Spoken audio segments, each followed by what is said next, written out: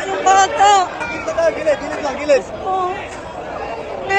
Ang pan. Diyos ko, Lord, buti hindi pa kami nakakababa. Diyos ko. At nasan ka? Nasan ka? Mula sa pagtulak ng Panginoon ng King.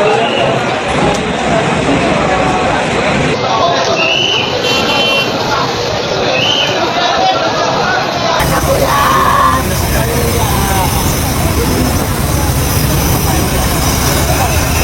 Anak ko yun!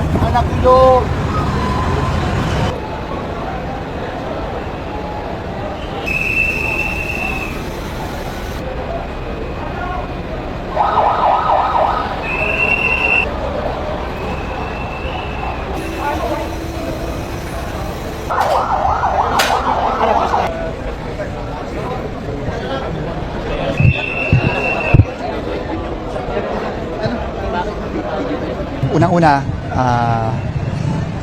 nakakalungkot talaga yung nangyari ngayon. No?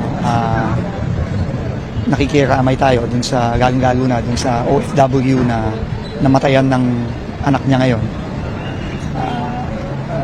Masakit, no? Masakit. Kausap ko yung father kanina, OFW siya, hinatid lang siya ng pamilya niya kasama yung anak niya.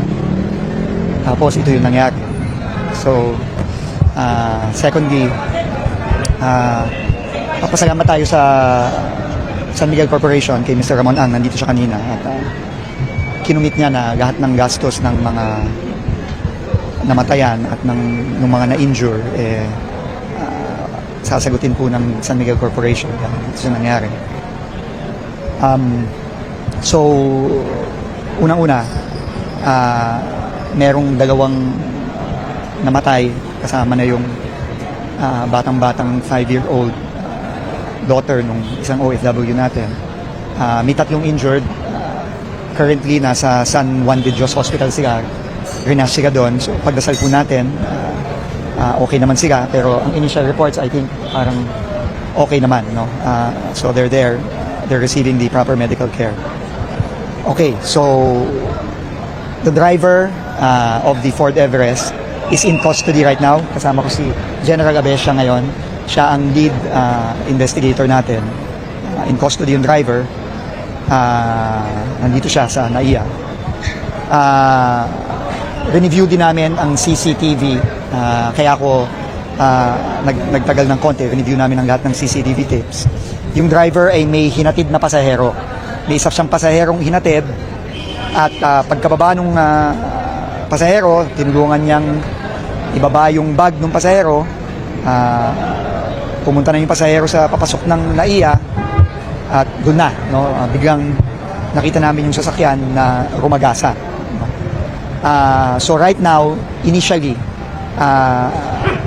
mukha namang hindi pumunta dito yung driver para managasa. No? Hindi intentional dahil nga nakita natin na meron talaga siyang hinatid na pasahero dito. Dito siya huminto. Dito. Somewhere here.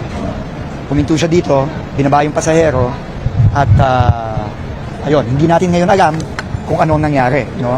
Ayoko munang magsabi ng kahit ano, ng detalye kasi ongoing ang investigation ni General Abesha at ng PNP. So let us please allow the PNP to do its job. They are investigating it. They are interviewing the driver. The driver will be subjected to mandatory drug testing by the SOCO, by the PNP. And we will also have to look at other angles of the CCTV footage. No? So let's wait for that. No? But initially, mukha namang hindi siya pumunta dito para managasa. No? So we will just have to find out anong nangyari talaga. So yun lang muna, everyone. No? So please, we just would like to ask everyone to please respect the victims.